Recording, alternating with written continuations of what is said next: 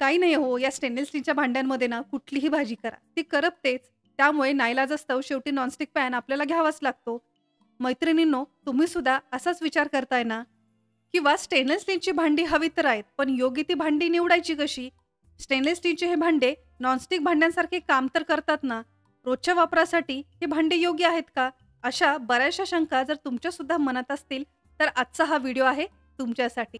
त्यामुळे व्हिडिओ शेवटपर्यंत नक्की पहा. आजही बऱ्याचशा घरांमध्ये स्टेनलेस स्टीलच्या भांड्यांचा वापर केलेला आपण पाहतोच. आता ही जी जुन्या पद्धतीची स्टेनलेस स्टीलच्या कढया आहेत, त्या जर तुम्ही पाहिल्या तर अगदी पातळ अशा लेयरच्या या बनलेल्या असतात.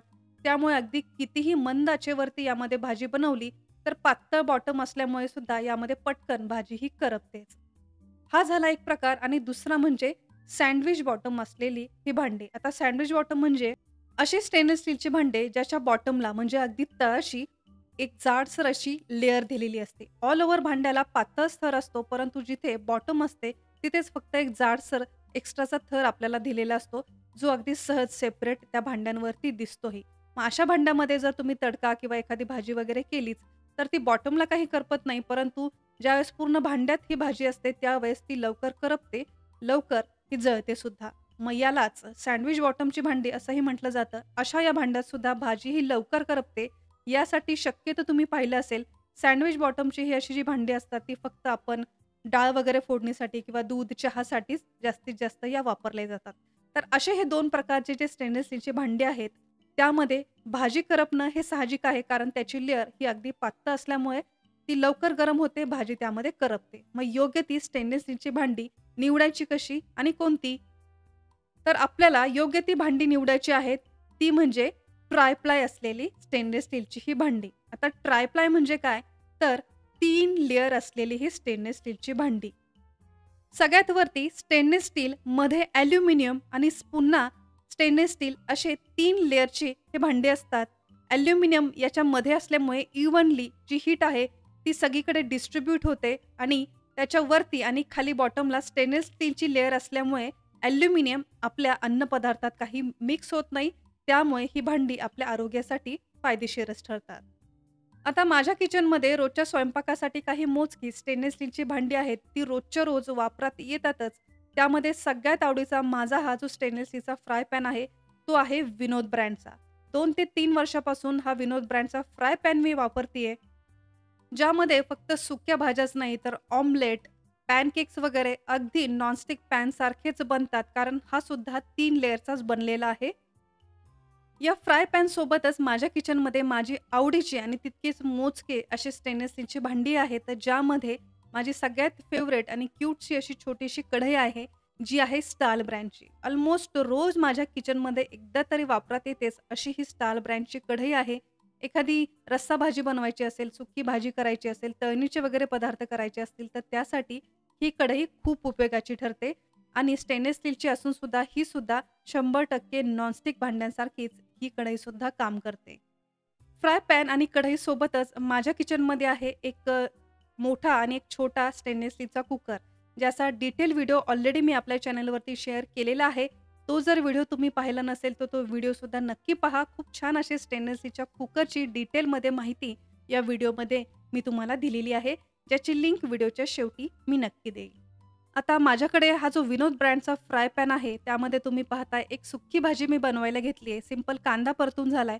कांदा व्यवस्थित परतून झालाय तरीसुद्धा कुठेही पॅनला हा अजिबात चिटकलेला नाही.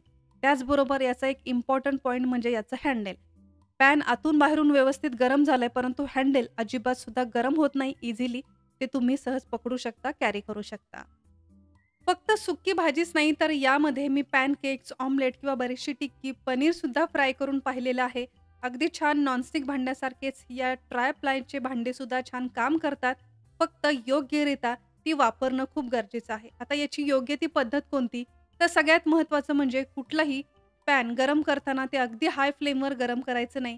अगदी मीडियम फ्लेमवरती योग्य त्या टेम्परेचरला ते गरम होऊन द्यायचं. आता बऱ्याच जणांना समजत नाही की याचं योग्य ते टेम्परेचर कोणतं आहे. तर त्यासाठी एक सोपी ट्रिक जी मी नेहमी वापरते. पहा, तुम्हाला वाटलं ना की पॅन किंवा कढई गरम झाली आहे, तर त्यामध्ये थोडंसं पाणी टाकायचं. पाणी टाकल्यानंतर जर ते पाणी असं स्प्रेड झालं, लगेचच जाऊन त्याची जर वाफ व्हायला लागली, तर अजूनसुद्धा हा पॅन गरम झालेला नाही असं समजावं.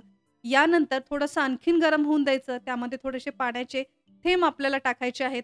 पाण्याचे थेंब टाकल्यानंतर पाण्याचे जे थेंब आहेत ते असे अगदी डान्सिंग बबल्ससारखे आपल्याला दिसतायत. अजिबात सुद्धा ते जळून त्याची वाफ झालेली नाही आणि सगळे जे बबल्स आहेत ते एकाच मोठ्या बबलमध्ये असे कलेक्ट होतात आणि मोठा थेंब याचा तयार झालाय. आणि हीच ती स्टेज आहे ज्याचा अर्थ हा पॅन प्रॉपर गरम झालेला आहे. आता यामध्ये तुम्ही कुठलीही रेसिपी सहज बनवू शकता. कुठलंही भांडं असो, ज्यावेळेस ते रिकामं असेल त्यावेळेस कधीही हाय टेम्परेचरला ते गरम करू नका. त्यामुळे ते खूप लवकर गरम होतं. तेल वगैरे टाकताच तेलसुद्धा लवकर जळू लागतं. स्टेनलेस स्टीलची भांडी जी वापरणं अगदी सोपं आहे. काही बेसिक गोष्टी जर लक्षात ठेवून ही भांडी तुम्ही वापरली, तर नॉनस्टिक भांड्याला सुद्धा मागे पाडतील असे फायदेशीर हे स्टेनलेस स्टीलचे भांडे असतात, जे रोजच्या स्वयंपाकासाठी तुम्ही नक्कीच वापरू शकता. स्टेनलेस स्टीलच्या भांड्यांचा अगदी रोजच्या रोज वापर करून सुद्धा आपल्या इतर भांड्यांप्रमाणे या भांड्यांचा मेंटेनन्स अगदी कमी असतो. सहज ही भांडी स्वच्छ करायला सुद्धा सोपी असतात. ॲल्युमिनियम किंवा नॉनस्टिक भांड्याप्रमाणे याचे कुठलेही साईड इफेक्ट आपल्या शरीरावर होत नाही. त्यामुळे वन टाईम इन्व्हेस्टमेंट म्हणून स्टेनलेस स्टीलची भांडी प्रत्येक किचनमध्ये असायलाच हवीत.